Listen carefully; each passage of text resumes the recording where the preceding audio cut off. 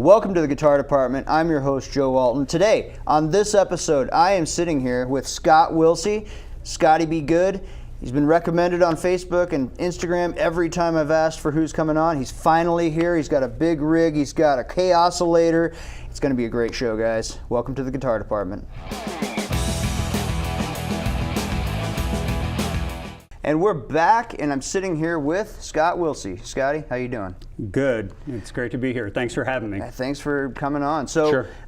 Every time I go online and I ask people who should I have on the Guitar Department this year, this month, what have you, somebody tags you and you come on, say, love to come on, and then you in turn tag somebody else, which I appreciate as well. Yes.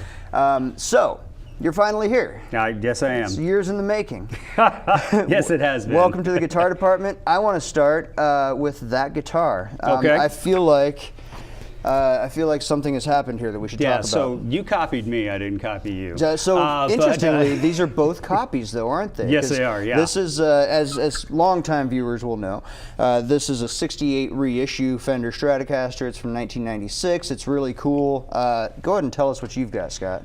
Sure. This is a guitar that was made by a friend of mine, Jeff Nelson. He was getting into kind of putting some guitars together and brought it to a gig one night and asked me to play it, and he never got it back. So it became mine that night. So it's got, bird's eye maple neck. It's got the Big Dipper pickups in it, and it's very similar to the short-lived John Mayer Strat. Yeah, and that was the thing. He sort of made it to the John Mayer Strat specs, you said. Yes, he did. And that's just a beautiful guitar. And both of them, yours sort of has a more aged look to it. That bird's eye maple neck gives it a little bit tanner disposition, whereas mine, I took lessons back in the day from Taz Grant. Whom I'm sure you knew Taz. Yeah, I know Taz, yeah, absolutely. May he rest in peace. But he had an original. He had one from the 70s. Oh, no kidding. And the first thing I noticed is that his was just a little more orange than mine. His was a little darker, just like your neck is on yours. Well, and I appreciated the fact that it wasn't all kind of shellacked and nitroed and stuff like that, so you can get kind of the plain marks and stuff like that. Yeah. I prefer that look. So. And that's not relicking either. This is about 1,000 gigs. Yeah. And so let's talk about that. You had a band for a long time called One Night Stand. Yep. What can you tell me about One Night Stand? So with One Night Stand, we started in 2001. A guy by the name of Eddie Davis, who used to be in town here, he kind of came up in that, kind of Janie Hooper, kind of Del Jones kind of era kind of thing, and he had an ad at what used to be Last Chance Guitars, which turned into Pro Music, but down at Last Chance on University, and was looking for a guitar player. I answered the ad. He left town, the horn player left town, and pretty soon it was me and Jeff Nelson, the guy that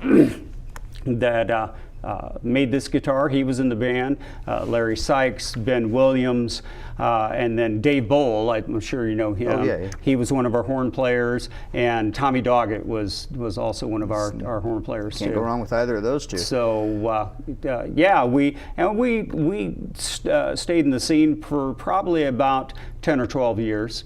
So we were runner-ups in City View's Best Band 3 years in a row. Only to be surpassed by the Nadas. But we there's did a lot of people shaking their fists at the Nadas there. But we did open for them at the State Fair a few times and stuff like that. So it was a cool rivalry. It wasn't nothing that was. It's good to be crazy. king, but we all have love for the Nadas. I think. Yeah. They've done quite a bit to help the Des Moines scene. But you guys had an impressive run. Yeah, we had at our peak we were playing about 160, 170 dates a year.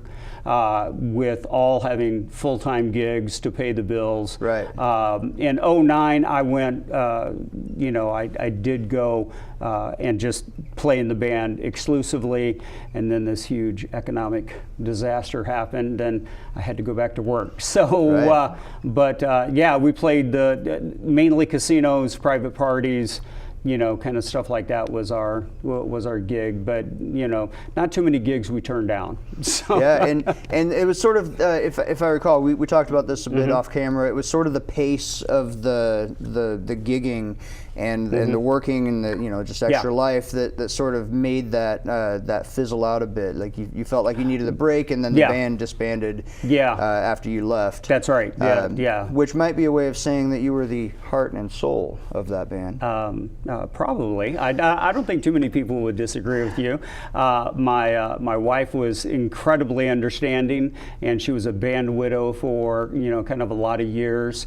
One of the greatest stories was we were playing Waukee one night, and somebody in the crowd figured out that she was my wife, and I'm on stage, and I did a lot of the kind of talking to the crowd and stuff like that. And she comes up to my wife and says, "Oh, your husband's the guitar player. You're living the dream. My husband's an accountant." And she was like, "Yeah, I'm sitting in a bar in Waukee with nobody else. This is the dream, yeah. This is the dream." So it was a lot of fun. We played a lot of gigs together, and then I took about a year off, and then Jeff Nelson called me up and said he wanted to put something together, and he and I had a duo for about the next 10 years called the Jeffrey Scott Band. Gotcha. So, and so now. That all of that sort of in the past. Right. Jeff left town. That's the theme is, Joe, that I play with people and they leave town. Yes. The other joke about One Night Stand was when we played a place that shut down, and we started at Jazzy Willie's, and everybody knows that kind of went down. But no, it seems like everybody I played with ended up kind of leaving town, and so I started doing something with my son. So. Well, and getting back to One Night Stand, just to cover the name real quick, you had mentioned this, that the concept originally, and this wasn't your concept, was that you play every bar in town, every venue in town, just once. Just once, one night. Yes. One night was all that was there, and I told Eddie when he told me his theory behind the name, I said, well, pretty soon we're not going to be playing anymore. Right. So, but he moved to Kansas City, and the horn player moved to St. Louis, and unfortunately he passed away shortly after of cancer. And but we picked up. Like I said, a lot of folks kind of along the way. Have had a lot of people in the scene that have played probably a One Night Stand gig, Steve Charlson and Scott Sutherland and Rob Ancom and Dave Altemeyer, Mike Giles up at ISU. They all kind of came in and did a stint with us. So. Is that like a jazz funk sort of fusion? Yeah. Sound? Well, we called it dinner, dance, and party music because we could play jazz, we could play a whole set of jazz, and then we could set up in kind of the ballroom and then bring the party. So it's the old Carl school. Morton also played with us too. I need to shout out to Carl too. So. That's the old school wedding format, the formal part of the evening and then the dance party at the end. We were doing a lot of private stuff. We got in with some folks that kind of threw their own parties, threw their own huge parties, and so we would do stuff like that. We'd do fundraising activities and stuff like that where they needed kind of a band that was kind of versatile to be able to do that.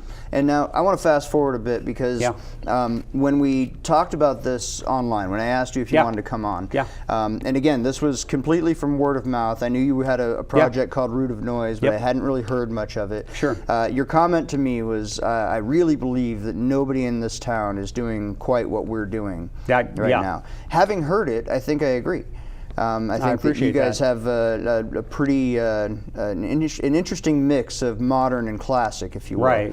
Go ahead and let's talk about what that is exactly. Tell me how it got started and where it's at now. Sure. Well, my son was up visiting, and he was doing his own thing. He was doing some electronica, kind of dubstep, kind of house stuff, and he when he came up, he said, "Hey, I want you to check one of my tunes out." And so we go down to the studio, and I listened to it, and I immediately looked at him and said, "You mind if I kind of throw my stuff on to kind of mess with this?" And he was like, "No, that'd be great." And so I put some lead guitar on it, put some rhythm guitars on it behind, some keys and stuff like that, and then sent it back to him, and he was like, "Wow, that's great. I love it. You know, that's exactly kind of what this song needed. Here's another one." And so I started working on another one, and pretty soon we had a few tunes like that, and decided that we needed to kind of share it with everybody else. So it is unique, and I say I work with my son. He's 35. It's not like I have a 17-year-old in the bedroom. So we're not talking about a kid here. What's your son's name? John. John. Yeah. John Wilsey. Yep, and I talked to him last night about coming on, and he was really excited for us and things like that. And we really are. It really is a kind of a collaborative effort. It really is.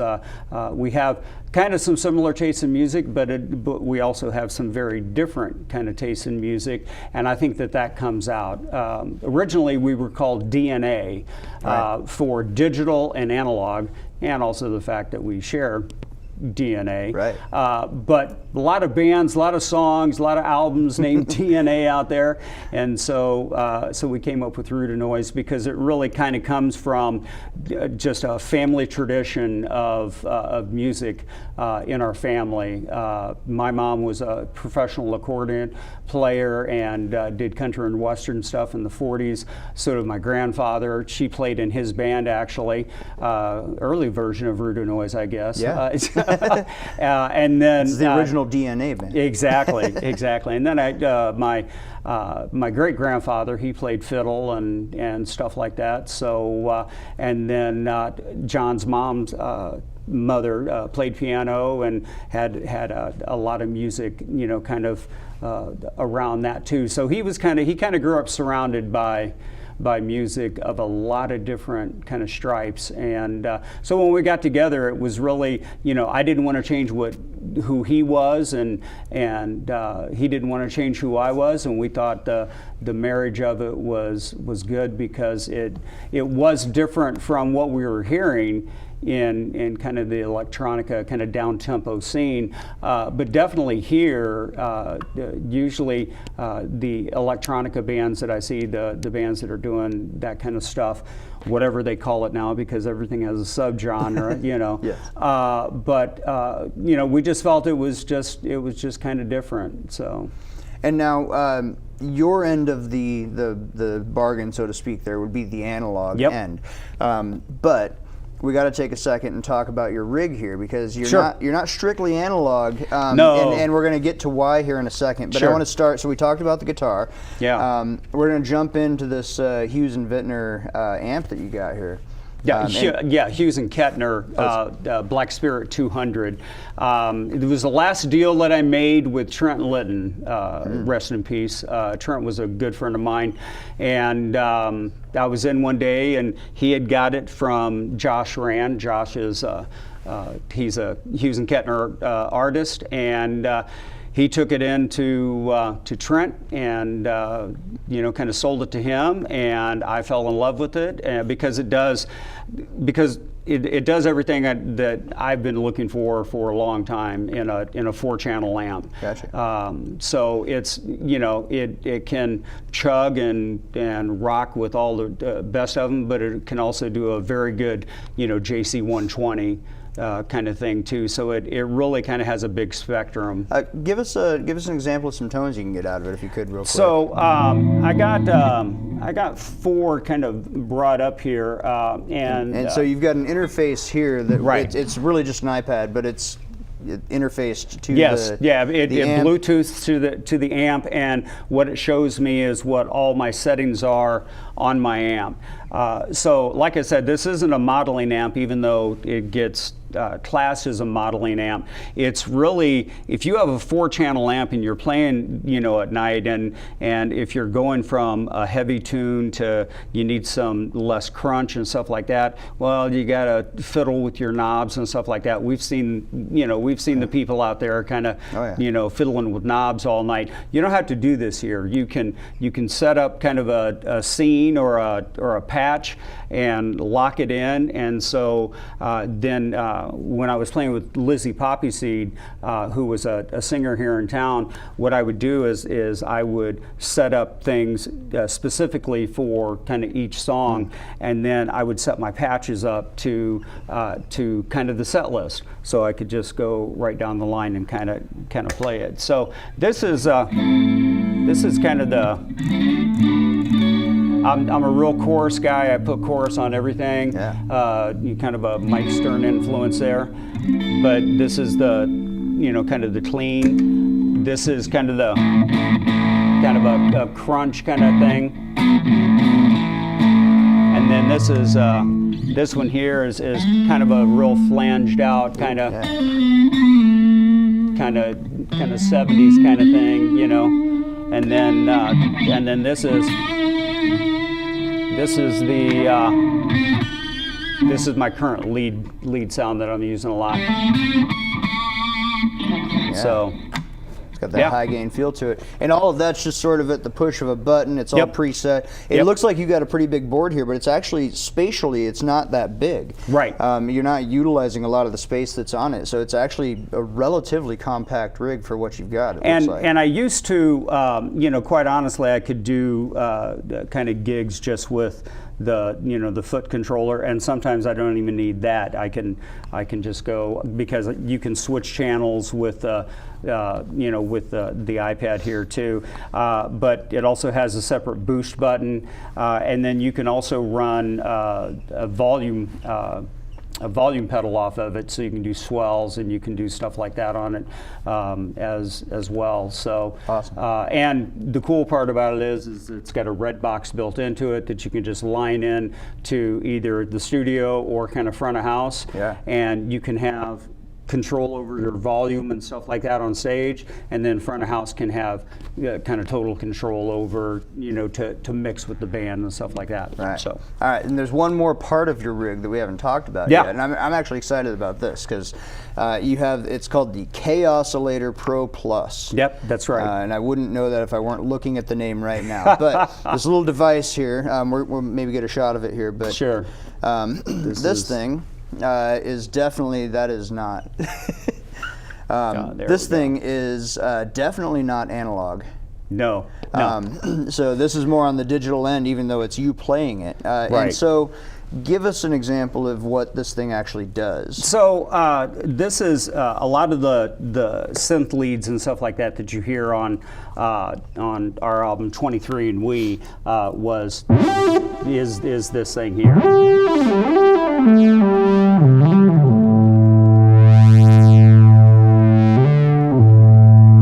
And that's just you swiping your finger about. Yep. And you can change keys, and you can change scales. Different scales that you can have. You can even do it chromatically, where if you're talented enough to know all those notes, you can kind of jump around that way. It also does percussion and drums and a lot of other stuff. So it's set right now to a specific key.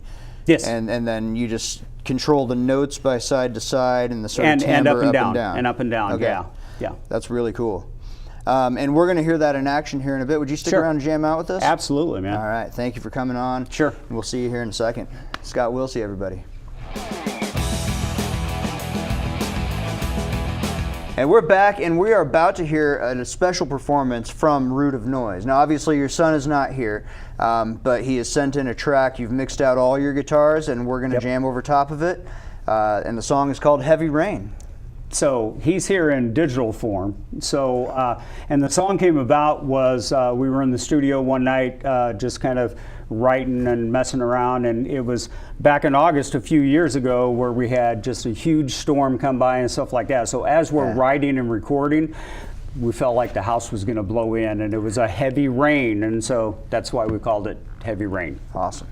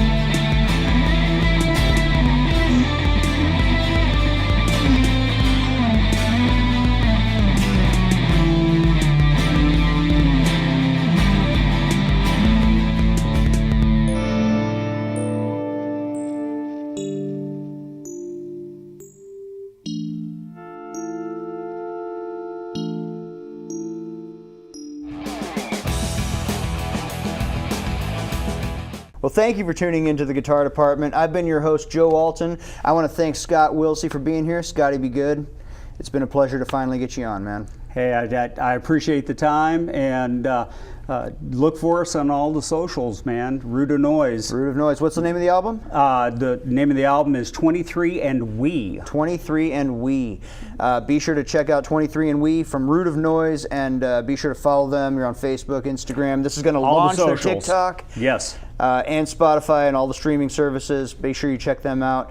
I also want to thank Riemann Music for supplying a lot of the stuff that we use on the show. That's I awesome. want to thank Mediacom for giving us a place to shoot the show. I want to thank Jackson, our producer, and Matthew, our camera operator. And I want you to follow us on Facebook at facebook.com/The Guitar Department and Instagram at guitar_department. And with that, you want to play us out? Let's do it. Let's do something.